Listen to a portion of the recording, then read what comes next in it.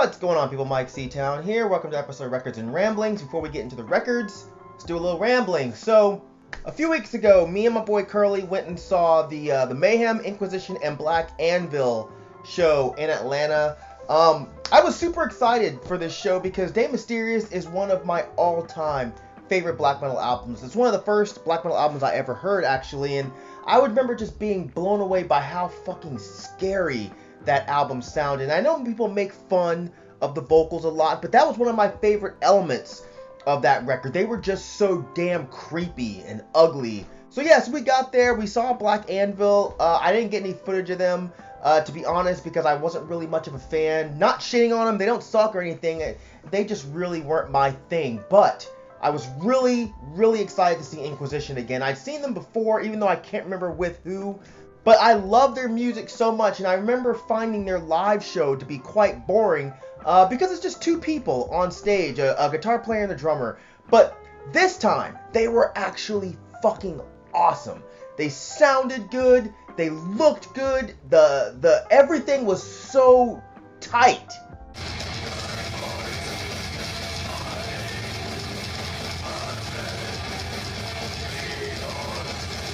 Mayhem was up next, and they did not fuck around, man. No words. They just came out and they played, and god damn, they sounded amazing.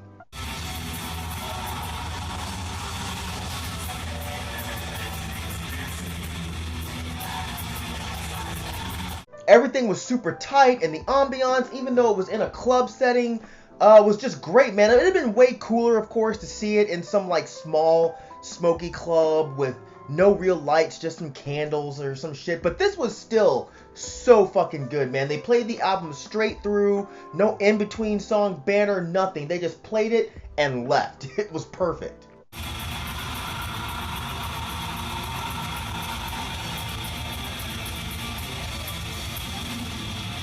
Now, I gotta vent here for just a second, man. One thing that annoyed the living fuck out of me at that show was this annoying group of douchey hipsters who showed up to make fun of not only the bands, but all of the people there that were there to have a fucking good time, man. They were mocking the bands, doing this shit, you know, just making fun of everything with their stupid fucking pastel-colored, sideways fitted hats and their long flannels. They were clowning every single metal kid that was walking by. Like, I don't fucking get it. Like, why the fuck do you pay all this money to go to a show just to make fun of everything there? It's because you're a pretentious hipster shitbag who thinks you're so much cooler than everybody else. That's why. When in reality, you're about as cool as a piece of dog shit baking in the Arizona sun until it turns white. I fucking can't stand shit like this. Like, maybe I'm having a midlife crisis, but I just don't find this kind of shit funny. I don't find making fun of people funny. I don't find fake black metal stuff funny. I don't find black metal memes funny. I'm just kind of starting to understand why people get really irked at this kind of shit. You know, and I'm starting to feel the same way about hip-hop with the exception of Riff Raff, even though I don't think Riff Raff makes fun of rap, but he's just a goofball. But, you know, maybe I'm just losing my sense of humor. I don't know. Either way, the show was great. Let's move on to some records. First record I'm going to show you, this is Nick Cave and the Bad Seeds with Skeleton Tree. This was one of my favorite records that came out last year. Nick Cave absolutely never disappoints. It's just absolutely heartbreaking music. Beautiful, dark music here, man. Everyone knows that his son died back in 2015, and the recording for this had started prior to his death, but you can still feel that death all throughout this record. To me, this is even a more scattered and less straightforward record than his last few releases, but you know, I think this one's really eclectic, but it's really, really, really fucking good. Next record I'm going to show you, this is, I don't know if I'm pronouncing this right, but I think it's Cepheide with Respire. I discovered this record on Myke Lara's channel, which is a great channel, by the way. Go check it out and subscribe. But this is great atmospheric black metal from France. And I think Michael said in his video that how he's shocked that so few people talk about this, and after hearing it, I actually agree. It's great riffs, great atmosphere, great pained vocals on here, man. The guy's just wailing And I don't know, you put this on and you're totally mesmerized. This was released on Fallen Empire. I believe they still have copies, and I don't think it was very much money. So you should definitely jump on this because it's really fucking good. Next record I'm going to show you, this is Les Chasseurs de la Nuit with Nebel, Leben, and I'm sure I mispronounced every single bit of that. And the fact that this was one of my favorite records from last year, I should probably learn how to pronounce the name of the record or the name of the band. But either way, this was a fucking fantastic album. It's the Kim from Of the One and the Moon. It's super dark, neo-folk mixed with some martial industrial and some noise. But yeah, this is just a brilliant record, man. It basically reminds me of Wall of Sacrifice or Brown Book era Death in June. Clearly, you can tell by that picture that it's influenced by Death in June. But yeah, if you like that kind of stuff, neo-folk-ish, mixed with some dirty noise, yeah, definitely check this out. It's fucking great. Next record I'm going to show you, this is Ordo Rosarius Equilibrio with Vision Libertine Part 3, the Hangman's Triad. This was another one of my favorite records that came out last year that was criminally underrated and underrepresented and not talked about. Great martial industrial mixed with some neo-folk.